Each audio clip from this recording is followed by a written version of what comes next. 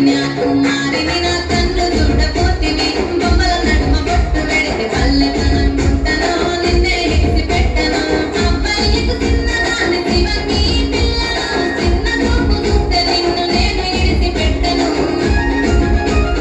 ఓ పిల్లగా అరరయ్య పిల్లగా అమ్మో ఓ పిల్లగా ఎక్కకేసి చూడకపోతుంటవో కానకపోతుంటవో నా పిల్లగా ఎక్కకేసి చూడకపోతుంటవో కానకపోతుంటవో